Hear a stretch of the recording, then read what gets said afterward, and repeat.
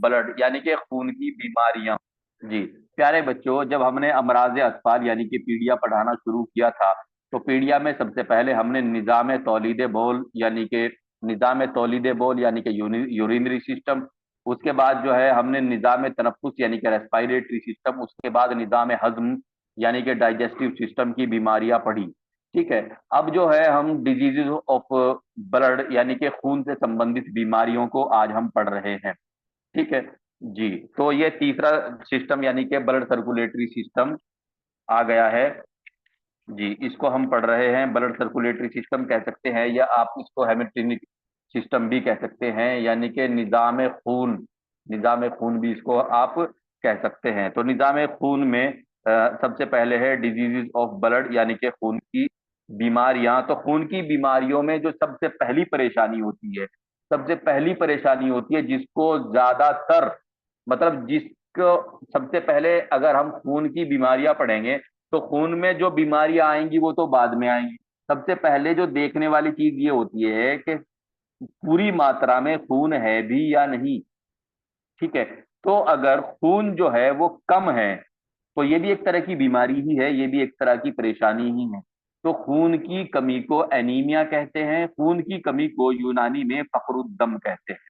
ठीक है, फकरुद्दम। अब फकरुद्दम कितनी तरह का होता है, देखिए बच्चों, जो भी बच्चे जिस भी तरीके से किसी भी हॉस्पिटल का हिस्सा है, जहां भी जॉब कर रहे हैं, तो वो देखते होंगे कि एक जांच होती है सीबीसी, यानी कि जिसके अंदर हीमोग्राम का पता लगता है, हीमोग्लोबिन कितना है, टीएलसी कितनी है, डीएलसी कितनी है।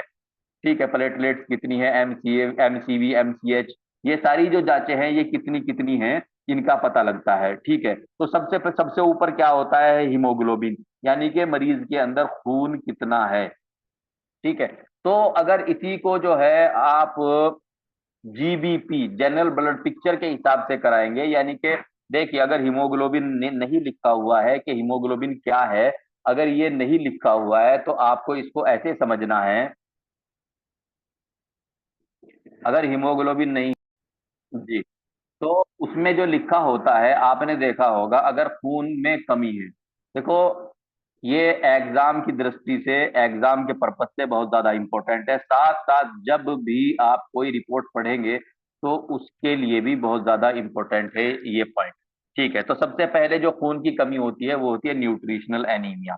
एक्चुअली न्यूट्रिशनल एनीमिया किस एनीमिया यानी कि फखरुद्दम की किस टाइप को कहते हैं, तो न्यूट्रिशनल एनीमिया उस एनीमिया को कहते हैं जब के एक बच्चा बच्चा क्यों बच्चे का जिक्र मैंने क्यों किया, क्योंकि हम अमराज अतफाल पढ़ रहे हैं, पीडियाट्रिक्स पढ़ रहे हैं। ठीक है, या पीडियाट्रिक्स पढ़ रहे हैं, अमराज अतफाल पढ़ रहे हैं, शिशु रोग पढ़ रहे हैं, हिंदी में मैं आपको बताऊं।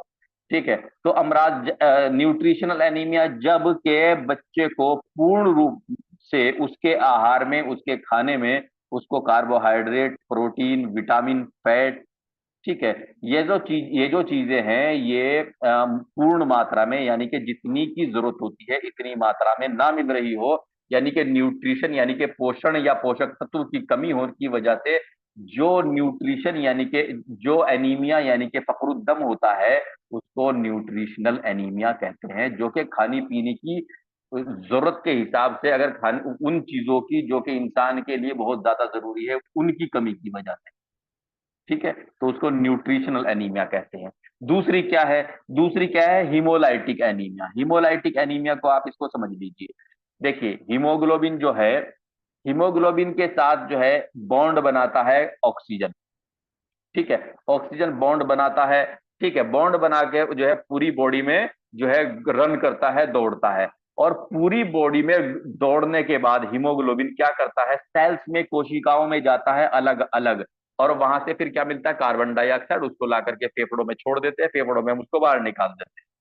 तो ये जो हीमोग्लोबिन होता है, ये हीमोग्लोबिन ऐसे ही नहीं दौड़ता इंसान की नसों में, बल्कि हीमोग्लोबिन क्या है, छोटे छोटे पाउच के अंदर बंद है।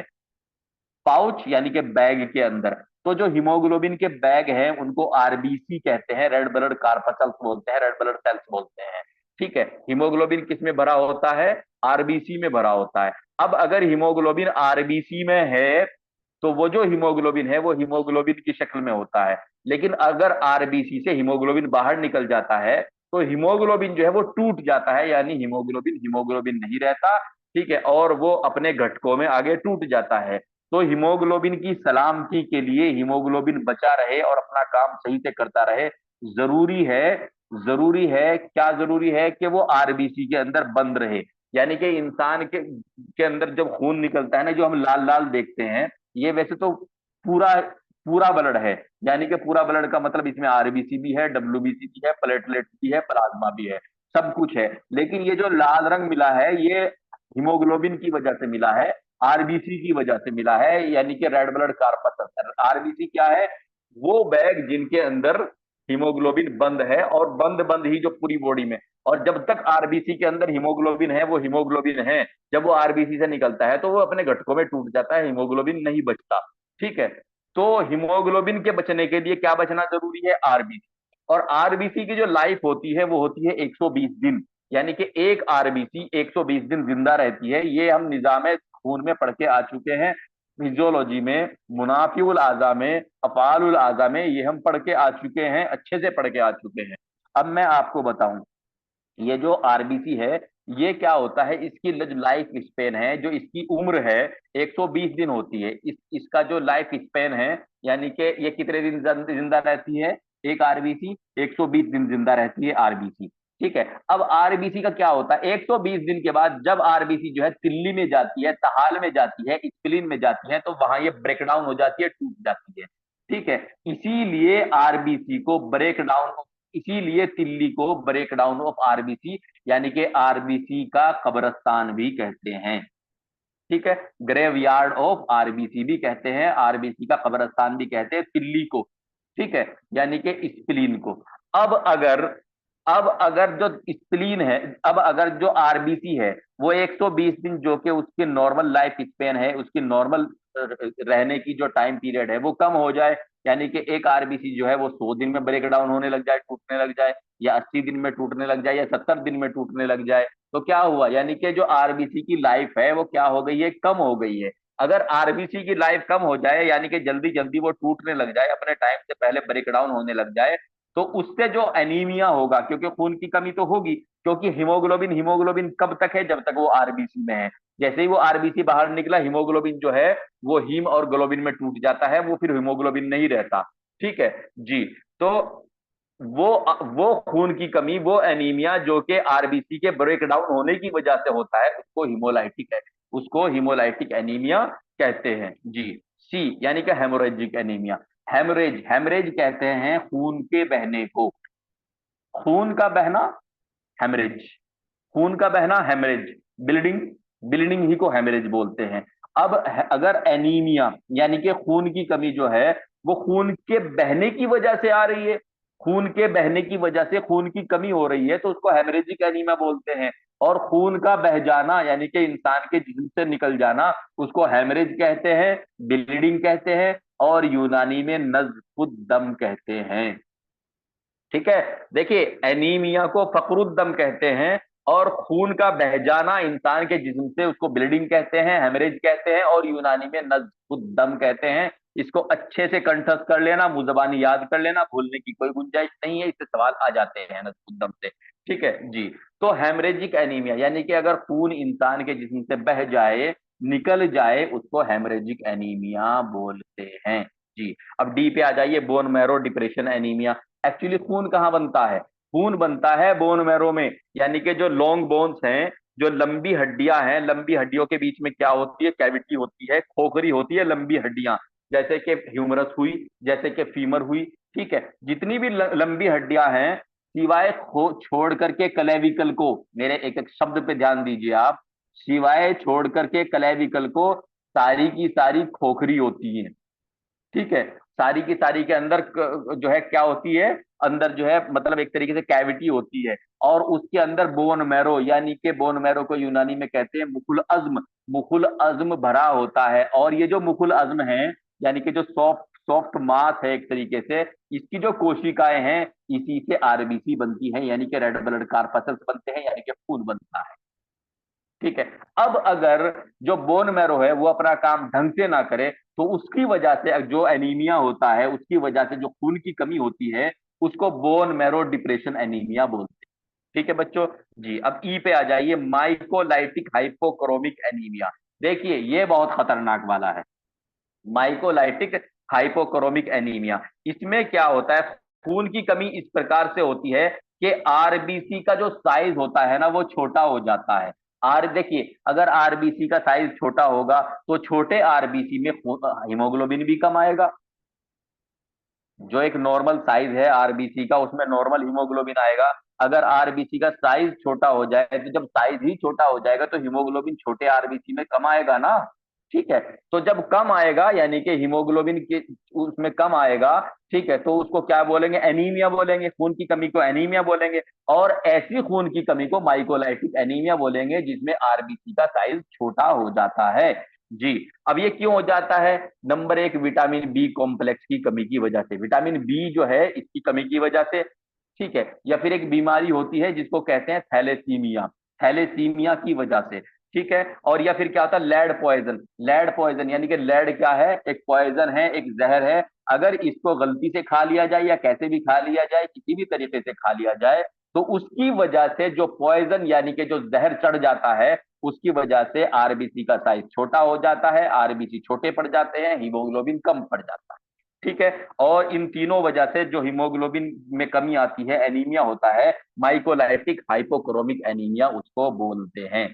जी, अब क्या है, नॉर्मोसाइटिक नॉर्मोक्रोमिक एनीमिया। ज्यादातर खून की कमी का यही टाइप जो है आप लोगों को रिपोर्ट में पढ़ने को मिलेगा। कौन सा? Normocytic normochromic anaemia. यानी कि जो आरबीसी है उसका साइज भी सही है, उसका रंग भी सही है, लेकिन फिर भी खून की कमी है। अब मरीज अगर मान लीजिए खाने पीने पे तवज्जो नहीं दे रहा है, या क्या हुआ, मान लीजिए एक महिला है, एक महिला है वो क्या हुई, प्रेग्नेंट प्रेग्नेंट हो गई, गर्भवती हो गई। अब गर्भवती हो गई क्योंकि बच्चा किससे बन रहा है? ठीक है, बाप के सीमन और माँ के ओवम से बन रहा है। अब जो सीमन डलना था वो तो डल गया एक बार में। बाकी जो बच्चा शुरू में जो है चंद ग्राम का होता है, और चंद ग्राम से लेकर के फिर वो 1.5, 2, 2.5, 3 किलो का बच्चा जो होता है वो कहां से बनता है, वो माँ के शरीर से बनता है। अब अगर माँ माँ जो है एक्स्ट्रा नहीं खाएगी, ठीक है, बच्चा जब उसके गर्भ में है उसकी वजह से अगर माँ एक्स्ट्रा नहीं खाएगी तो क्या होगा, खून की कमी होगी। ठीक है, तो वो नॉर्मोसाइटिक नॉर्मोक्रोमिक एनीमिया, यानी कि कोई बीमारी बीमारी नहीं है, बस भी वो खून की कमी इसलिए हो गई क्योंकि जो बच्चे को खून मिलना था, जो बच्चे की वजह से जो खान पीन करना था वो खान पीन नहीं किया।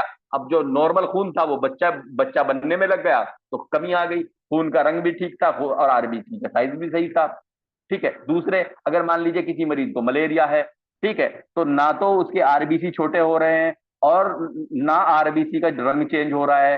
ठीक है, उसके बावजूद भी कमी क्यों? क्योंकि जो प्लाज्मोडियम, प्लाज्मोडियम क्या है, प्लाज्मोडियम जिसकी वजह से मलेरिया होता है, ठीक है, अगर मान जो प्लाज्मोडियम है वो पी गया, ठीक है, उसने जो है मतलब इस तरह के चेंज बॉडी के अंदर किए कि आरबीसी को जो है वो एक तरीके से डिस्ट्रॉय कर गया, तो उसकी वजह से क्या, नॉर्मोसाइटिक। इसी तरीके से डेंगू की वजह से या किसी बीमारी की वजह से अगर हो जाता है, एनीमिया हो जाता है, मान लीजिए उसमें जो है क्या हो रहा है, आरबीसी का साइज भी बराबर है जितना होना चाहिए, आरबीसी का कलर भी नॉर्मल है जैसा होना चाहिए, उसके बावजूद भी आ रहा है, तो इसको नॉर्मोसाइटिक नॉर्मोक्रोमिक एनीमिया बोलते हैं। यानी कि आरबीसी का साइज भी सही है, आरबीसी का कलर भी सही है, उसके बावजूद भी खून की कमी।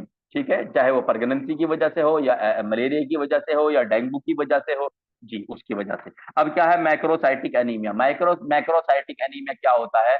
एक्चुअली अगर आरबीसी का जो है वो साइज बढ़ गया बहुत ज्यादा, और लेकिन उस साइज तो बढ़ गया लेकिन नंबर ऑफ आरबीसी क्या हो गए, कम हो गए। लेकिन आरबीसी का साइज तो बढ़ गया लेकिन साइज गिनती में कम हो गए, तो उसकी वजह से जो खून की कमी होती है उसको मैक्रोसाइटिक एनीमिया कहते हैं। अब ये तो हो गया, देखिए ये तो हो गया, साइज बड़ा हो गया, साइज छोटा हो गया, या thalassaemia, vitamin B lead poison, या इसकी वजह से ये खून बहने की कमी की वजह से। ठीक है, और जी या फिर खान पीन की कमी की वजह से, ये तो उसकी वजह से जो खून की कमी है वो है।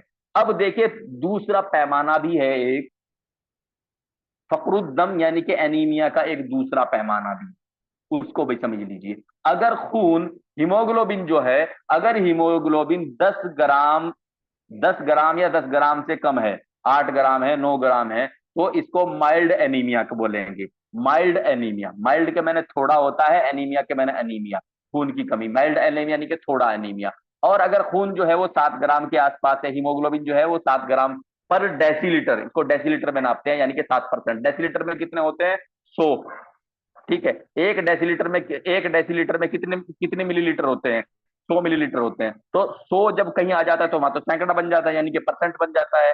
यानी कि अगर हीमोग्लोबिन जो है वो 7% है तो उसको मॉडरेट एनीमिया, यानी मॉडरेट कहते हैं ज्यादा को, मॉडरेट कहते हैं ज्यादा एनीमिया की, अगर 7 ग्राम परसेंट या 7 ग्राम पर डेसीलीटर है। ठीक है, उसके अलावा सीवियर एनीमा, एनीमिया, एनीमा नहीं एनीमिया, एनीमा कहते हैं टट्टी के रास्ते में दवाई लगा के आंतों को साफ करना, और एनीमिया, एनीमिया कहते हैं फकरुद्दम यानी कि खून की कमी को। सीवियर एनीमिया, सीवियर एनीमा कहते हैं, देखिए मॉडरेट कहते हैं ज्यादा, मॉडरेट ज्यादा, सीवियर कहते हैं बहुत ज्यादा।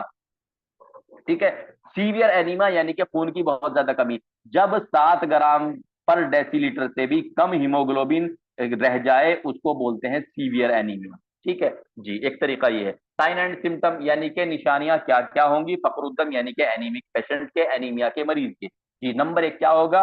लिस्टलेसनेस यानी कि मायूस दिखाई देगा। क्यों? क्योंकि खून की कमी है, तो खून की कमी है तो जाहिर सी बात है हर चीज की कमी है, ऑक्सीजन की भी कमी है, प्रोटीन की भी कमी है, हर चीज की कमी है। तो उस लिस्टलेसनेस यानी कि मरीज जो होगा वो मायूस होगा। फटीक यानी कि मरीज थकान होगा, और बहुत ज्यादा थकान होगी, थोड़ा सा काम करके ही वो बैठ जाएगा। एनोरेक्सिया यानी कि लॉस ऑफ एपिटाइट, भूख की कमी को कहते हैं, उसके अंदर भूख की कमी भी होगी। ठीक है, वीकनेस यानी कि कमजोरी, स्किन स्किन किसको बोलते हैं? त्वचा को बोलते हैं, खाल को बोलते हैं। स्किन और नेल, इन दोनों का जो कलर होगा वो पेल होगा, पीलेपन पे होगा। हेडेक, सिर में दर्द होगा ऐसे मरीज को। नींद जो है वो बहुत ज्यादा आएगी, एक्चुअली वो नींद नहीं कमजोरी होती है, जिसमें मरीज जो है वो बेहोशी की जैसा हालत में, मतलब बिल्कुल बेसुध सा पड़ा रहता है, बेहोश नहीं होता लेकिन बेसुध सा पड़ा होता है उसको। ठीक है, इरिटेबिलिटी यानी कि चिड़चिड़ापन आ जाता है मरीज में, जरा सी बात उसको छेड़ो, इसीलिए कह देते हैं कि कमजोर कमजोर आदमी को जो है गुस्सा ज्यादा आता है। ठीक है, कमजोर आदमी को गुस्सा ज्यादा आता है क्योंकि उसके अंदर हीमोग्लोबिन की कमी होती है, और उसकी हीमोग्लोबिन की कमी की वजह से उसकी इम्यूनिटी पावर भी कम होती है, उसकी कुव्वत बर्दाश्त भी बहुत ज्यादा कम होती है। ठीक है, सिनकोप, सिनकोप कहते हैं बेहोशी को, गशी को। ठीक है, यानी कि इस तरह का मरीज अगर सीवियर एनीमिया में जा रहा है तो वो बेहोश भी हो सकता है। ग्रोथ रिटार्डेशन, बढ़ोतरी में कमी आ जाती है। डिलेड सेक्सुअल सेक्सुअल मैच्योरिटी यानी कि बच्चा जो बालिग होता है वो देर से होता है। ठीक है, यानी कि बच्चा जो बालिग होता है वो देर से होता है। जैसे कि नॉर्मली अगर एक बच्ची जो है 13 साल में बालिग हो रही है, तो अगर एनीमिक है तो वो 16 16 साल में, 15 साल में जाके एनीमिक जो है बालिग होगी। जी, इलाज, इलाज मैनेजमेंट, इलाज क्या है?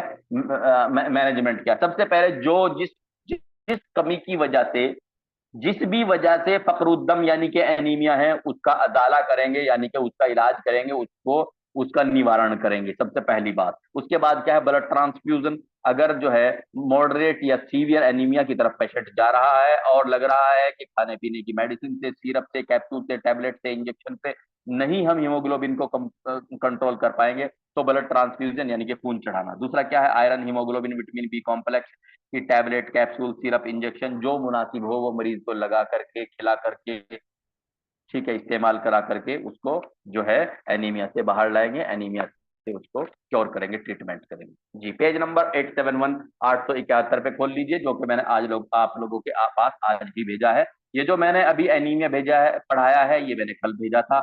आज मैं आपको जो आज मैंने भेजा है उसमें 871, 72, 73 ये मैंने आज भेजे हैं, तो 871 पे खोल लीजिए। सबसे पहले जो बीमारी आज हम पढ़ेंगे, मतलब वो पढ़ेंगे थैलेसीमिया। बहुत खतरनाक बीमारी है जी। थैलेसीमिया एक खून की कमी की बीमारी है। इसमें खून कम बनता है, यानी कि जितनी मात्रा की आवश्यकता बच्चे को होती है, बच्चे बच्चे का जिक्र मैं बार बार इसलिए करता हूं क्योंकि हम अमराज अतफाल यानी कि पीड़िया यानी कि शिशु रोग पढ़ रहे हैं।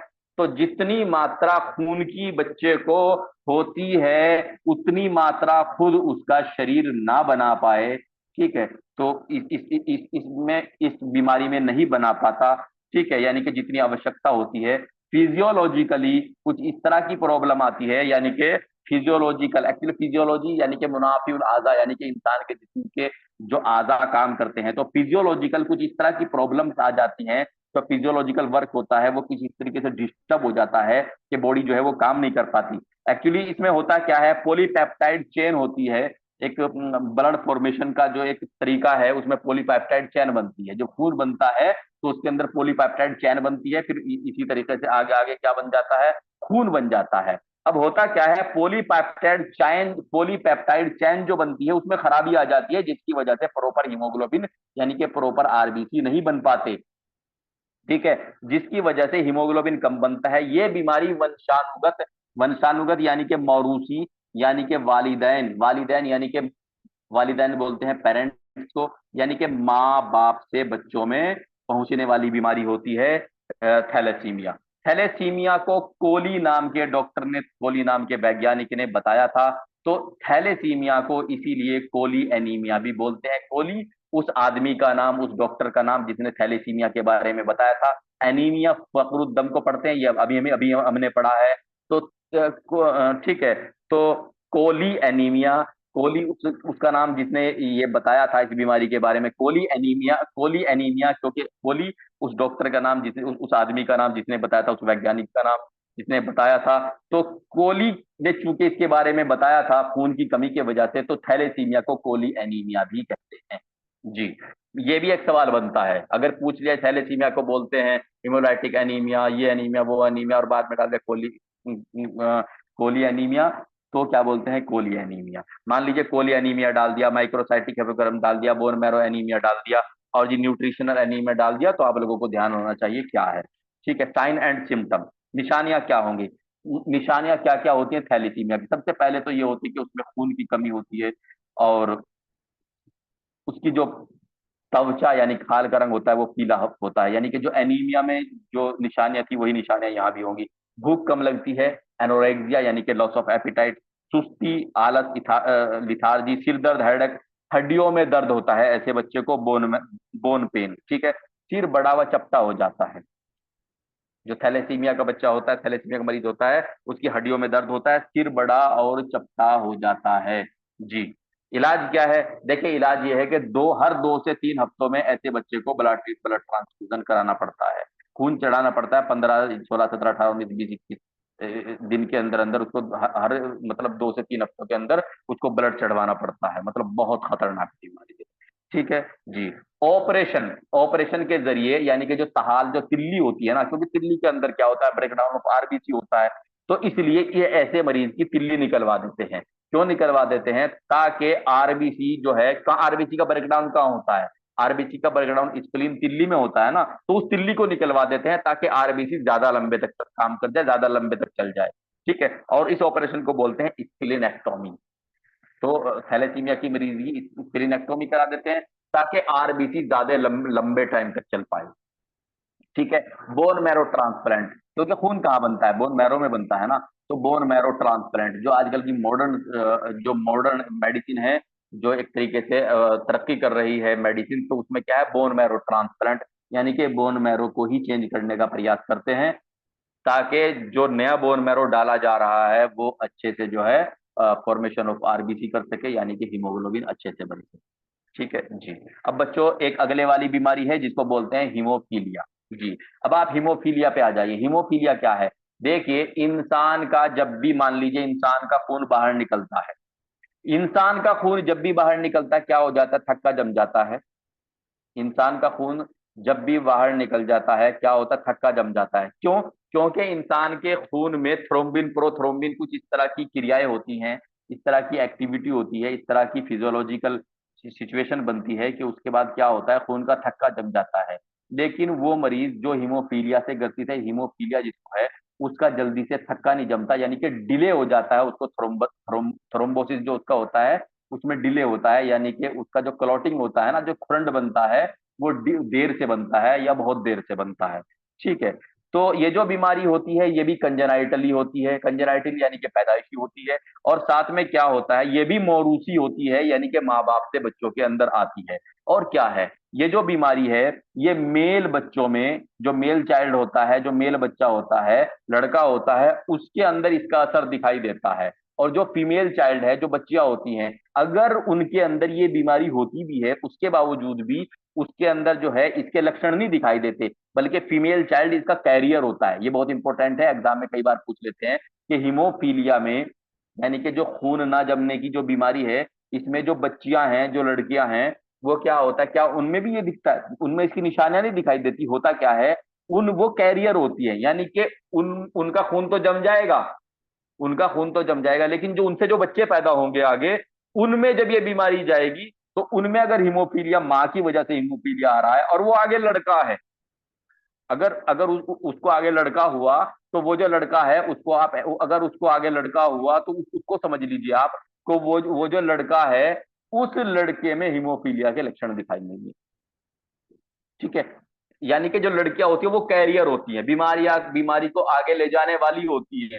जो लड़कियां होती हैं वो कैरियर होती हैं, बीमारी को आगे ले जाने वाली होती है, लेकिन खुद उनके अंदर इस बीमारी के लक्षण नहीं दिखाई देते। ठीक है जी। ये वंशानुगत होता है, हेरिडिटरी होता है। हिमोफीलिया कितने प्रकार का होता है? 4 टाइप का होता है, A B C and pseudo haemophilia. Pseudo बोलते हैं झूठे को। ठीक है, सूडो किसको बोलते हैं? सूडो मेम्ब्रेन, झूठी झिल्ली बन जाती है डिप्थीरिया में। मैंने आपको पढ़ाया था डिप्थीरिया में, सूडो मेम्ब्रेन बन जाती है। इसी सूडो किसको बोलते हैं? झूठे को। सूडो हिमोफीलिया, यानी कि ये हिमोफीलिया नहीं होता, एक्चुअली हिमोफीलिया जैसा होता है जी। साइन एंड सिम्टम, निशानियां। जब बच्चे के मिल्की टीथ यानी कि दूध वाले दांत टूटते हैं, ठीक है, जब बच्चे के दूध वाले दांत टूटते हैं, तो अगर हीमोफीलिया का बच्चा, उसको बहुत ज्यादा खून बहेगा और बाकायदा उसको दबाना पड़ेगा कुछ देर के लिए, और हो सकता है उसको ट्रांजिमिक एसिड और इस तरह की दवाई, एंटी हिमेटेनिक यानी कि खून खून बहने से रोकने वाली दवाई भी उसको लगानी पड़ जाए।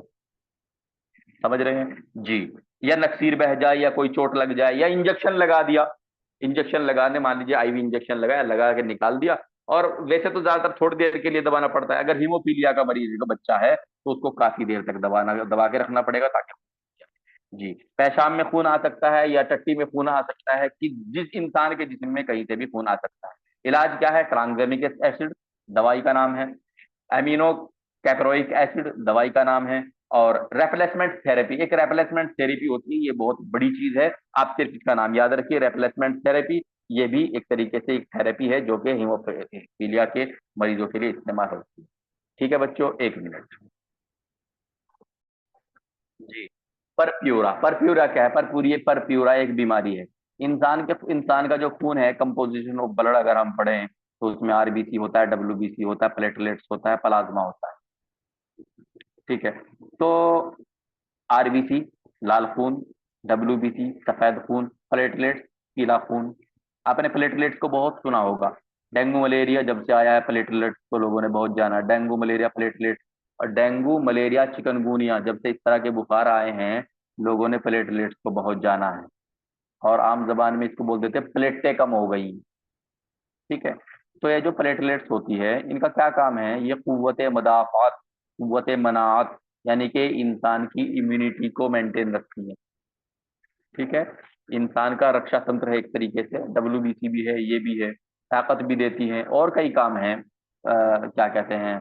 प्लेटलेट्स के, प्लेटलेट्स को थ्रोम्बोसाइट बोलते हैं। ठीक है,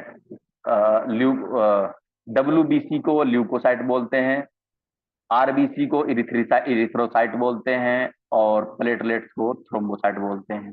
तो थ्रोम्बोसाइट की अगर कमी होगी, तो जाहिर सी बात है कि ये भी एक तरह का पीला खून है ना। तो जब खून की कमी आएगी तो कमजोरी तो आएगी। ठीक है, तो प्लेटलेट्स जो है वो साइज में कम हो जाती है, या नंबर में कम हो जाती है, या कम ना हो, या कम ना हो, बल्कि क्या हो, वो अपना काम ही ढंग से ना करे प्लेटलेट्स, तो ये सब क्या कहलाता है? ये परप्यूरा कहलाता है। परप्यूरा दो तरह का होता है। थ्रोम्बोसाइटिक परप्यूरा, यानी कि जिसमें जिसमें प्लेटलेट कम हो जाए, प्लेटलेट कम हो जाए, उसको बोलते हैं थ्रोम्बोसाइटिक परप्यूरा जी। ये जो होता है इडियोपैथिक होता है, मतलब इसकी कोई वजह नहीं होती। देखिए, एक तो क्या बोलते हैं, प्लेटलेट की कमी है, डेंगू में हो गई। ठीक है, एक प्लेटलेट की कमी मलेरिया में हो जाती है ना, इनमें चिकनगुनिया में हो जाती है। इस तरह के जो दूसरे बुखार है, इनमें भी हो जाती है जी। देखिए, वो प्लेटलेट्स की कमी हो रही है, वो एक अलग चीज है, बीमारी में हो रही है, डिजीज में हो रही है, पैथोलॉजी में हो रही है, वो एक अलग चीज। नॉर्मली अगर प्लेटलेट्स की कमी हो जाए, तो वो इडियोपैथिक है, यानी कि उसकी कोई वजह नहीं। ठीक है, वैसे जो प्लेटलेट कम हो जाती है, जब से प्लेटलेट कम हो रही है, हमने देखा है कि नजले में भी प्लेटलेट कम हो रही है। अगर किसी ने भाग दौड़ अच्छी कर ली, ठीक है, मान लीजिए पूरे दिन काम किया, और पूरे दिन काम करने के बाद फिर रात में भी 2-4 घंटे काम कर लिया, तो उसकी प्लेटलेट कम हो जाती है, और वो दूसरी बात है कि वो अपने आप ही सही भी हो जाती है, प्लेटलेट का कोई सिस्टम नहीं। मान लीजिए एक बच्चा है, वो लगातार अगर 16-17 घंटे पढ़ ले तो प्लेटलेट डाउन आ जाते हैं, लेकिन खतरे की बात नहीं होती इसमें। ऐसा नहीं है कि आप लोग पढ़ना छोड़ दें इस डर से। ठीक है, ये जो पढ़ाई वढ़ाई से या ज्यादा भागदौड़ की कमी से प्लेटलेट्स डाउन आती है ना, ये इतनी डाउन कभी नहीं आती कि आदमी मर जाए। ठीक है, इतनी कंडीशन खराब नहीं होती कि ऐसा ना हो कि आप लोग जो है प्लेटलेट्स की कमी की वजह से पढ़ना ही छोड़ दें, ऐसा नहीं होता भाई। ठीक है, लेकिन हाँ मैं ये कह रहा हूँ कि मान लीजिए अगर किसी ने ढंग से पढ़ाई कर ली, हो सकता है। नॉर्मली कितनी रहती है, 2-2.5 लाख सबकी रहती है वैसे तो। लिमिट क्या है, 1.5 लाख से 4.5 लाख के बीच जो है वो नॉर्मल है। लेकिन नॉर्मली कितनी रहती है, 2, 25, 30, 35, 40, 50, यानी कि 2,50,000 के आसपास नॉर्मली तकरीबन रहती हैं सभी की। ठीक है, लेकिन मान लीजिए बहुत ज्यादा मेहनत कर रहा है बच्चा, तो हो सकता है उसकी 1,60 आ जाए, 1,60,000 आ जाए, 1,70,000 आ जाए, 1,80,000 आ जाए। आप घबराना मत, 20,000 नहीं आएंगी, 30,000 नहीं आएंगी, 50,000 नहीं आएंगी। ठीक है, टेंशन मत लो। ठीक है, लेकिन क्योंकि ये थकान वकान से आ जाती है ना, तो ये जो है ये पूर्ति हो जाती है, और इससे कोई ऐसा नहीं है कि जान दे जाता कोई। तो आप लोग जो प्लेटलेट की कमी की वजह से पढ़ना मत छोड़ देना, कोई दिक्कत नहीं होती। ठीक है, ये अपना आप पूरी हो जाती है। तो ये क्या होता है, जो थ्रोम्बोसाइटिक परप्यूरा होता है, ये इडियोपैथिक होता है, यानी कि बस ऐसे ही हो जाता है। ठीक है, एक क्या होता है नॉन थ्रोम्बोसाइटिक परप्यूरा। इसमें क्या होता है, यानी कि प्लेटलेट की कमी नहीं होती, लेकिन फिर भी क्या होता है कि प्लेटलेट की कमी नहीं होती, फिर भी क्या होता है, थकान होती है, कमजोरी महसूस होती है मरीज को। क्यों? क्योंकि इसमें कुव्वत मनात यानी कि इम्यूनिटी पावर कमजोर हो जाती है, यानी कि प्लेटलेट्स गिनती में तो पूरी होती हैं, लेकिन प्लेटलेट्स जो है अनहेल्दी होती है, अस्वस्थ होती हैं, यानी कि वो अपना पूरा काम नहीं करती, यानी कि जो प्लेटलेट्स से आदमी को हिम्मत मिलनी चाहिए वो नहीं मिलती। ऐसे ऐसे थ्रोम्बोसाइट ऐसे परप्यूरा को नॉन थ्रोम्बोसाइटिक परप्यूरा कहते हैं। जिसमें नंबर की कमी हो जाए उसको थ्रोम्बोसाइटिक परप्यूरा, और जिसमें नंबर तो पूरे हों लेकिन वो अवस्थ हों, तो मतलब तो जो थ्रोम्बोसाइट्स हैं यानी कि प्लेटलेट्स हैं, वो अपना काम नहीं कर रही हैं, उसको नॉन थ्रोम्बोसाइटिक परप्यूरा कहते हैं। जी बच्चों, आज इतना ही, बाकी कल।